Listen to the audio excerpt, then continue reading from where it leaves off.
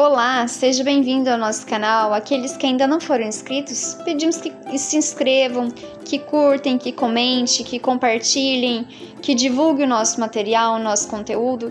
Estejam conosco nas nossas atividades, todas as terças-feiras Evangelho presencial, Evangelho via o YouTube, todas as segundas-feiras às 20 horas. Também nossa irradiação, todas as terças-feiras, a nossa reforma íntima, todos os sábados, das 15 às 17 horas. Enfim, estejam conosco nas nossas atividades. Aqueles que querem conhecer a nossa casa, segue nosso endereço, nosso telefone para contato, para qualquer dúvida.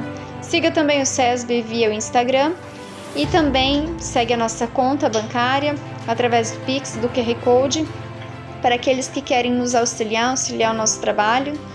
E toda ajuda auxilia bastante e são muito bem-vindas. Vamos então fechar os nossos olhos para a nossa oração. Querido Mestre Jesus, irmão amigo, de todas as horas, de todos os instantes, agradecemos, Senhor, a imensa oportunidade desse Evangelho no lar, em nosso lar. Pedimos que nos abençoe, que nos auxilie. Convidamos a equipe espiritual do SESB, responsável por essa atividade do Evangelho no lar, em nosso lar, os nossos benfeitores, para nos auxiliarem na realização desse Evangelho, na limpeza psíquica do nosso lar, na orientação aos nossos irmãos desencarnados, que estão ligados a nós e que participam também da psicosfera do nosso lar, ligados a nós pelos nossos pensamentos, pelas nossas tendências.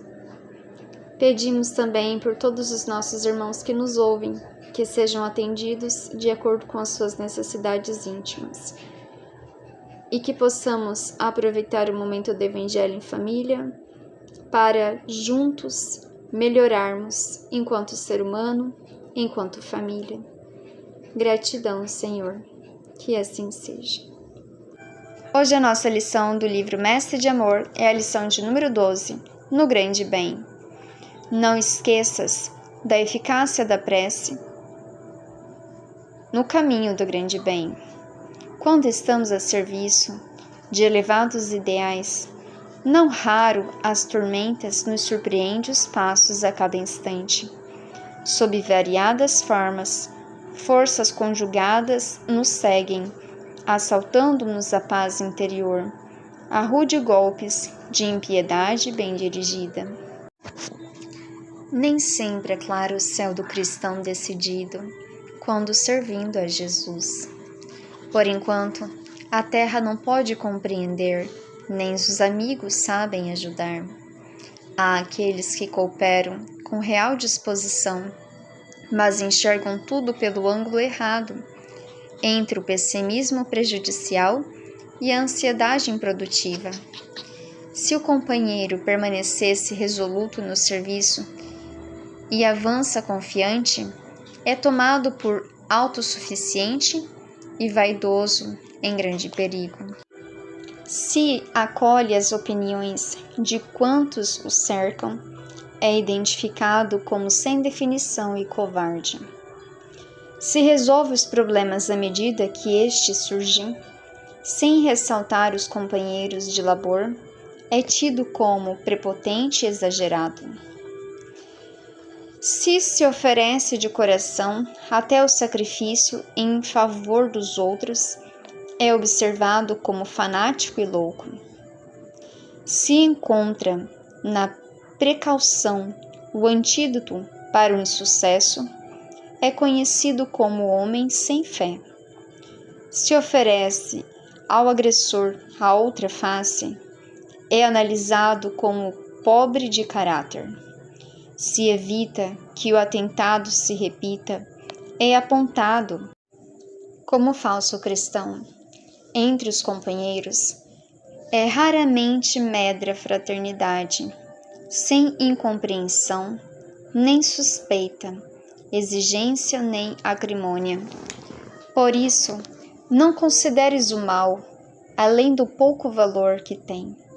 Somos filhos da luz, confiemos na luz do céu. Nuvens de maledicência assombram o trabalho? avança ao encontro do sol da verdade. Pragas em forma de intriga atacam a plantação da fé, usa o inseticida da coragem e marcha para a verdade. Suspeitas e mentiras cercam o campo onde operas, aumenta a confiança no tempo e continua para a verdade.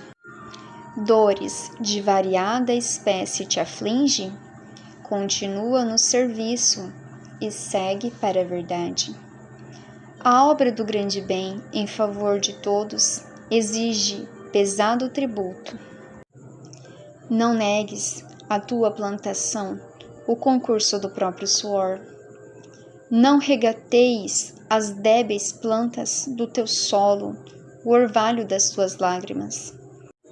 Recorda o Divino Mestre, postulante da incansável verdade eterna, crucificado pela intriga habilidosa, mas vivo e imortal, depois das sombras do sepulcro, voltando aos acusadores para estender-lhes a glória da Boa Nova em triunfo.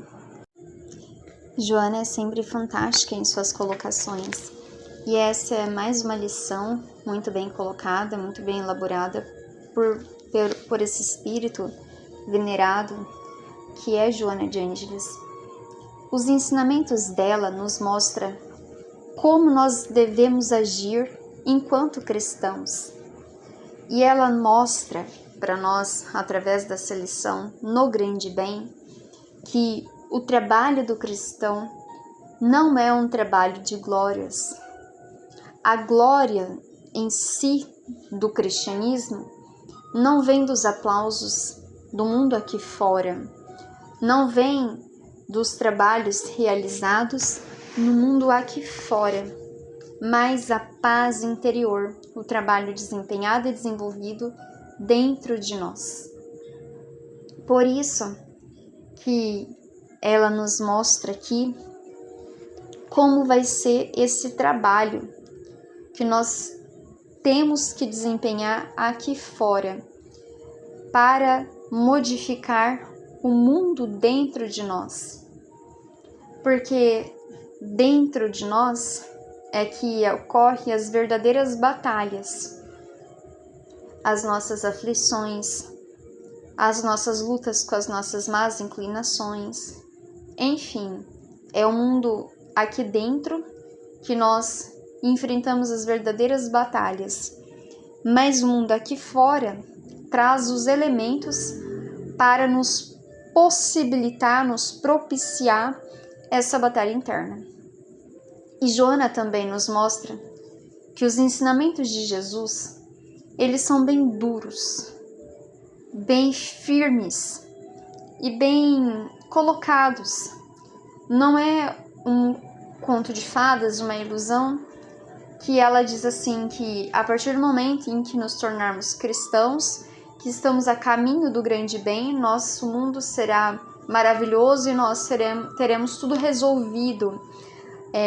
Como se Deus fosse um Papai Noel, que nós pedíssemos tudo e Ele resolve para nós aqui fora no nosso mundo material. E não é assim. E os ensinamentos de Joana, que são os ensinamentos desse grande bem trazidos por Jesus, é um ensinamento muito duro para nós ainda, espíritos muito infantilizados. E uma das nossas infantilidades, ainda que trazemos em nós, é o milindre. O milindre é aquilo que, quando eu digo algo para alguém, dependendo da forma como eu digo, do que eu digo, a pessoa vai se importar mais com a forma de como eu digo, do que realmente a mensagem do que está sendo dito.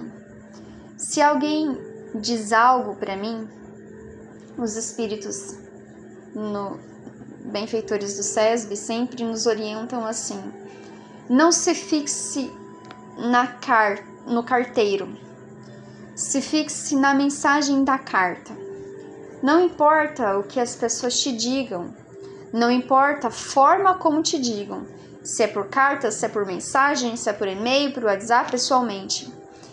Se atente ao conteúdo da mensagem dita.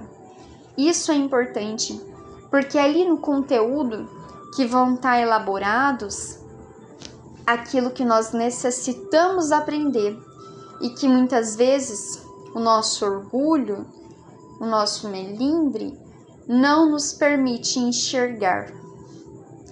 E para nos tornarmos cristãos de verdade, cristãos fortes, como aqui Joana coloca, com os ensinamentos duros, nós temos que nos fortalecer interiormente. Nós temos que deixar de ser melindrosos. Nós temos que deixar de ser orgulhosos, vaidosos, prepotentes. Isso é o que nos torna verdadeiros cristãos. É a mudança íntima de cada um. Muito mais do que o que nós fazemos aqui fora, que são as nossas obras que nós fazemos aqui fora. O importante são os frutos que nós construímos das nossas obras, porque os frutos é o resultado interno daquilo que desempenhamos fora. São as virtudes desenvolvidas através do trabalho desempenhado. Essas virtudes é que são importantes, que são os nossos frutos, elas que nos fazem evoluir. Então vamos para o entendimento da lição através de Joana. Joana aqui nos traz como título No Grande Bem. E ela vai dizer como que será o nosso percurso até esse grande bem, até a nossa evolução. Não esqueças da eficácia da prece no caminho do grande bem. Então ela inicia a lição nos trazendo uma ferramenta que nos será essencial para esse nosso trabalho no grande bem, esse nosso caminho no grande bem. Quando estamos a serviço de elevados ideais, que o espiritismo ideal cristão é um ideal elevado, não raro as tormentas nos surpreendem os passos a cada instante.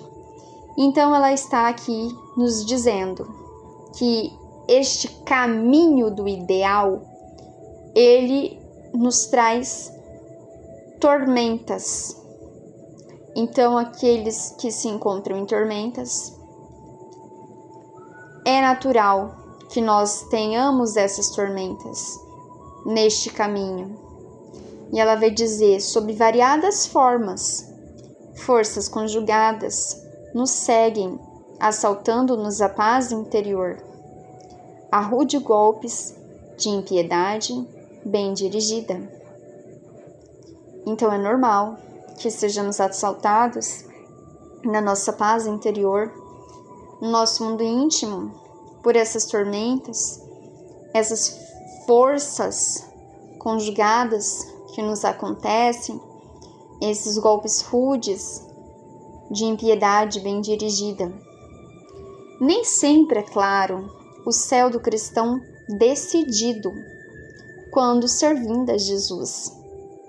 Ela diz que esse caminho mais difícil será para aqueles cristãos já decididos, aqueles que se encontram servindo a Jesus, não aqueles que ainda estão em dúvida ou aqueles que ainda estão à margem do serviço, buscando mais ser servido do que servir. Por isso que ela já nos falou nas lições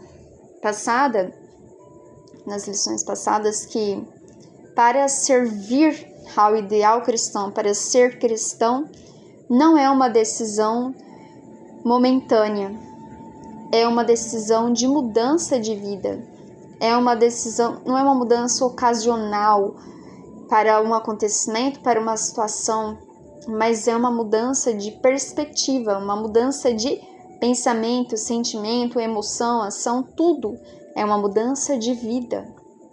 Por isso, aqueles que se encontram decididos, aqueles que já se encontram realizando ou pelo menos tentando realizar essa mudança, servindo a Jesus. Por enquanto, na Terra, não pode compreender, nem os amigos sabe ajudar. Então, a primeira coisa que esses cristãos decididos vão enfrentar é: na Terra não serão compreendidos, e é natural que não sejam. No mundo material, onde tudo é material, você vem numa perspectiva puramente espiritual. Choca com o que tem aqui fora. As pessoas estão acostumadas a acreditar, inclusive, que a vida que elas estão vivendo hoje é a única vida que já tiveram e a única vida que terão. Então, o que hoje nós somos convidados a acreditar que uma pessoa de sucesso, que uma pessoa boa, benquista na nossa sociedade, é uma pessoa não de valores, mas uma pessoa de posses no mundo material. Por isso, um cristão bem decidido, servindo a Jesus, não será compreendido nesse mundo material. E nem os amigos sabem ajudar, porque os amigos ainda se encontram na ignorância. Não sabem ajudar, não por não quererem, talvez, nem por maldade, mas pela própria ignorância de como ajudarem. Talvez saberiam ajudar se estivessem também nesse mesmo caminho, nessa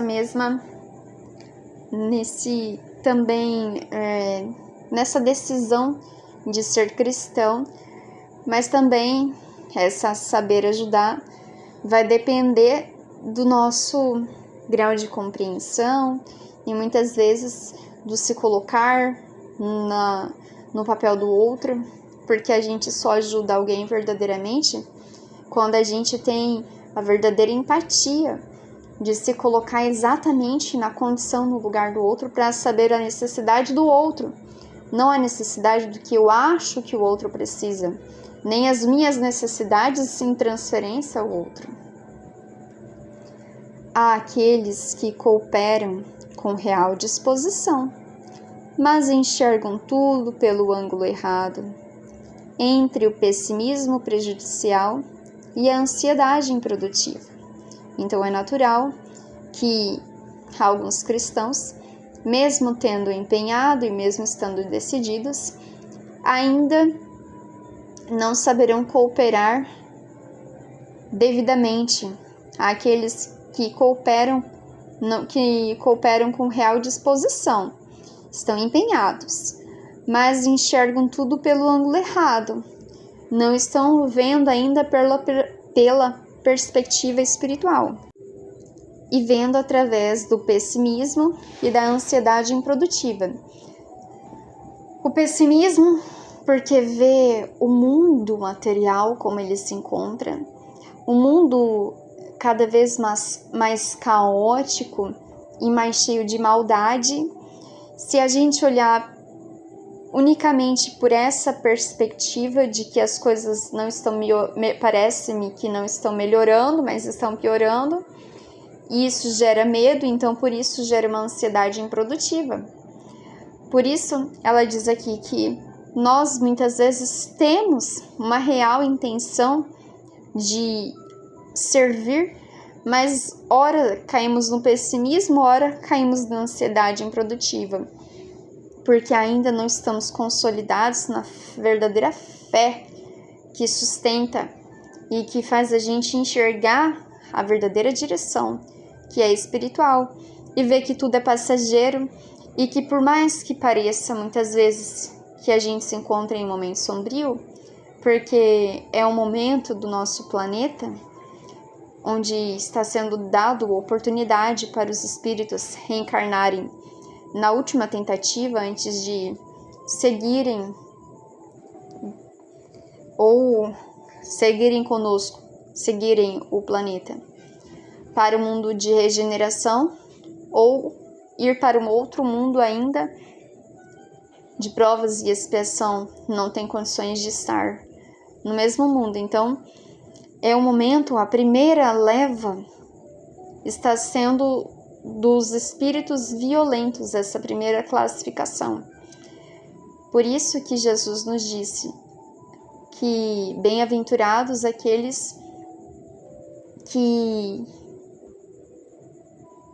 tinham paz de espírito, porque é isso que vai fazer com que o mundo tenha paz aqui fora. E se nós olharmos por essa perspectiva apenas do mundo aqui fora, no real momento, olhar dentro do globo, a gente pensa, nossa, esse planeta tá caótico, tem muitas coisas ruins acontecendo, o mal está sobressaltado, e ainda mais com a internet, que a gente fica sabendo de tudo em tempo real, parece que a maldade está maior. Porque ela diz aqui que nós estamos vendo pelo ângulo errado. Essa oportunidade é dada para que os espíritos se regenerem, optem pelo bem ou não. Então, se você vê pela perspectiva de Deus, é um momento lindo de misericórdia, onde é dado para os filhos mais travessos, digamos assim, os filhos mais maldosos, a oportunidade de se redimirem perante o Pai. Isso é muito bonito se a gente olhar por uma perspectiva puramente espiritual. Mas, se a gente olhar para uma perspectiva somente material, pelo ângulo errado, nós nos encheremos certamente de pessimismo prejudicial e de ansiedade improdutiva. Se o companheiro permanece resoluto no serviço e avança confiante, é tomado por autossuficiente e vaidoso, em grande perigo. Aqui são os julgamentos realizados para os cristãos. Se acolhe as opiniões de quantos os cercam, é identificado como sem definição e covarde.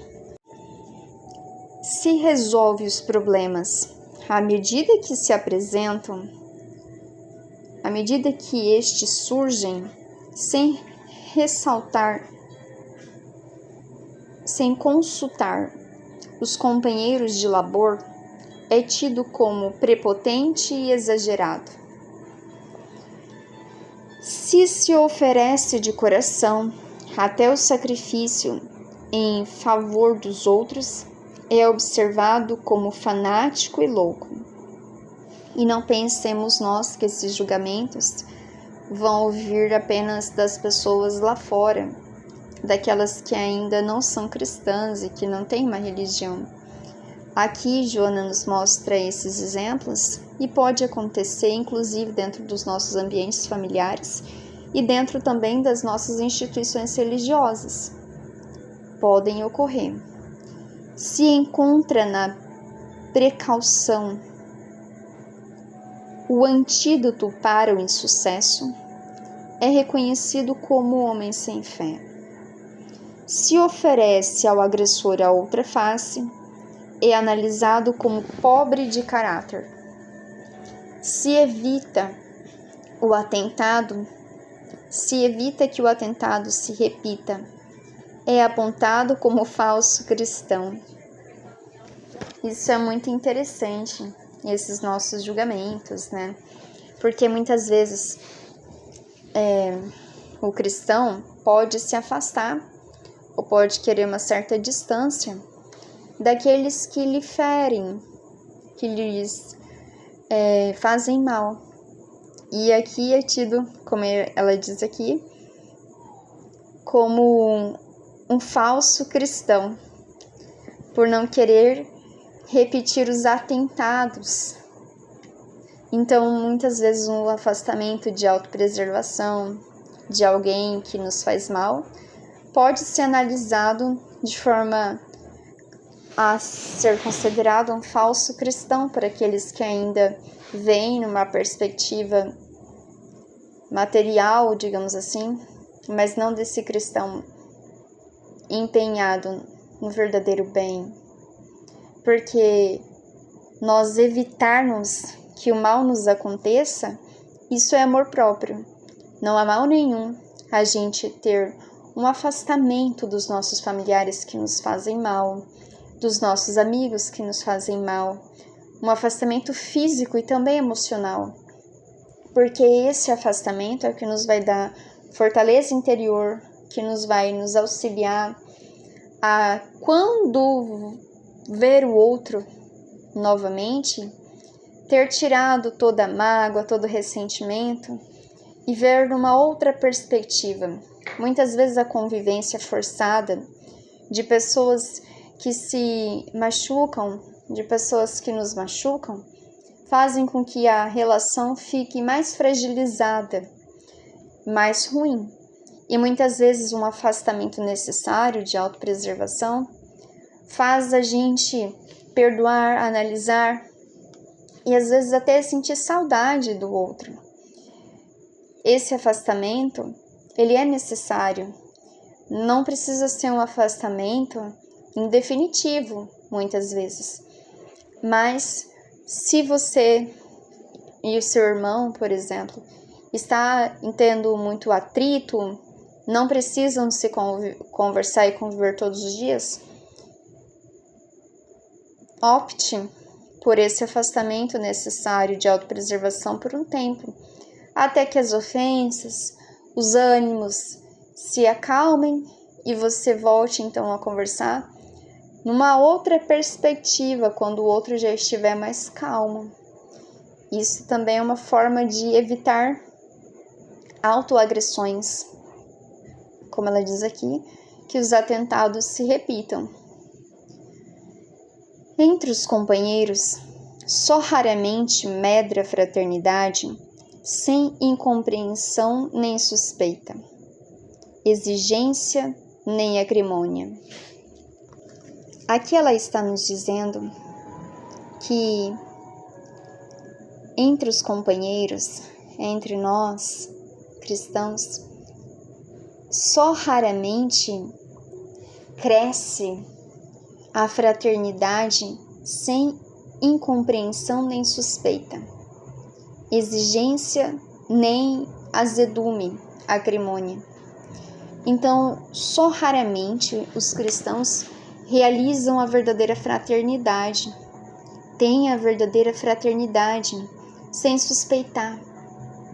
A gente ainda tem aquela visão de que se alguém está me fazendo bem, deve querer algo em troca.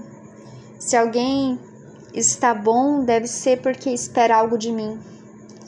E às vezes a gente também realiza o bem para alguém esperando receber algo em troca. Esse espírito de fraternidade, de união, de amizade, sempre sendo como uma troca. E aqui ela diz que raros são aqueles companheiros que realizam essa fraternidade sem isso, sem esperar algo em troca, sem compreensão dos outros, sem suspeitas, sem exigências e sem azedumes. Por isso, não consideres o mal além do pouco valor que ele tem. Ela nos convida. Não veja o mal como algo grande, algo muito grande que a gente não tem como combater, porque o mal começa dentro da gente. Dê o valor que ele realmente tem. Dê o pouco valor, porque por mais que seja grande mal, todos nós estamos a caminho do bem, é o nosso objetivo final, é a nossa evolução. Então dê ao mal o pouco valor que ele tem. Considere o mal, além do pouco valor que tem. Somos filhos da luz, confiemos na luz do céu. E ela diz que confie na luz do céu, nós somos filhos de Deus, nós somos filhos da luz. Então, se nuvens de maledicência assombram o trabalho cristão, avança ao encontro do sol da verdade. Avance no conhecimento, no autoconhecimento, para a verdade. Avance você, independente das maledicências que assombram o trabalho. Avança ao encontro do sol da verdade. Pragas em formas de intriga atacam a plantação da fé. Na confiança em Deus, atacam a sua fé. Usa o inseticida, aquilo que mata as pragas, dá coragem e marcha para a verdade. Então, se nos falta fé para agir, que nós enchamos de coragem para marchar para a verdade. Suspeitas e mentiras crescem o campo onde operas. Aumenta a confiança no tempo, que o tempo tudo resolve, tudo esclarece, e continua para a verdade. Dores de variedade espécie te aflige? Continue no serviço e segue para a verdade. E essas dores podem ser emocionais, físicas, dores das nossas vidas. Continue no serviço, apesar das dores, e segue para a verdade. A obra do grande bem em favor de todos exige tributo pesado. Isso colabora com o evangelho também anterior, em que ela nos referia sobre os tributos. E lá ela já nos esclarecia que nós teríamos que pagar um tributo para seguir o Cristo. É exigido do cristão esse tributo, que é o esforço pessoal de cada um para a sua autoiluminação. A obra do grande bem, a nossa evolução, exige, para que ela seja realizada em favor de todos, exige um tributo pesado, nosso em particular também, porque ao evoluirmos, nós nos evoluímos, nos elevamos, auxiliando aqueles nossos irmãos que ainda se encontram mais imperfeitos que nós. Não negues a tua plantação o concurso do próprio suor. Então ela está dizendo que apesar de todas as dificuldades, essas adversidades que nós aqui dissemos, elas existirão. Pagaremos um grande tributo? Pagaremos. Mas faça mesmo assim, faça mesmo assim. Não negues a sua plantação, não negues o seu papel, não negues a sua parte, o concurso do próprio suor. Não regateie as débeis plantas do teu solo, o orvalho das tuas lágrimas. Não deixe as suas plantas débeis, pequenas ainda, frágeis, do teu solo, as plantações, as suas pequenas virtudes ainda, o seu solo interno. Não negues a si mesmo, não negues, não regateie as débeis plantas do teu solo, o orvalho das tuas lágrimas. Recorda o Divino Mestre, postulante da incansável verdade eterna, crucificado pela intriga habilidosa, mas vivo e imortal depois das sombras do sepulcro, voltando aos acusadores para estender-lhes a glória da Boa Nova em triunfo. Que linda essa lição! E aqui ela nos está dizendo que Jesus também pagou um tributo muito caro e que não devia esse tributo. Mas mesmo assim, Ele o fez por nós. Ele veio à terra, Ele desceu até nós. Ele que já estava nos esplendores, que não tinha necessidade de passar pelas dificuldades da terra, desceu para nos auxiliar, porque Ele é o postulante da verdade, Ele é o nosso grande mestre. É Ele que nos direcionou para a verdade de Deus. E se Ele, que não precisava nada passar, que era o amor indefinível, o espírito mais elevado que já se encontrou nesse planeta, se Ele deu seu tributo de sacrifício para nós, por que nós não damos o nosso tributo de sacrifício pessoal para Ele? Porque ao darmos esse tributo de sacrifício, quem ganha é apenas nós, a nossa evolução. E com a nossa evolução e auxiliando aos nossos irmãos, auxiliaremos uns aos outros no espírito de verdadeira fraternidade. Então ela diz que Ele, que foi crucificado, que também recebeu intriga, que foi alvo da maldade humana, mas que, posterior à crucificação, estava vivo para nos mostrar que a verdadeira vida não é essa que nos encontramos nesse instante, mas é a vida espiritual, porque somos espíritos e somos imortais.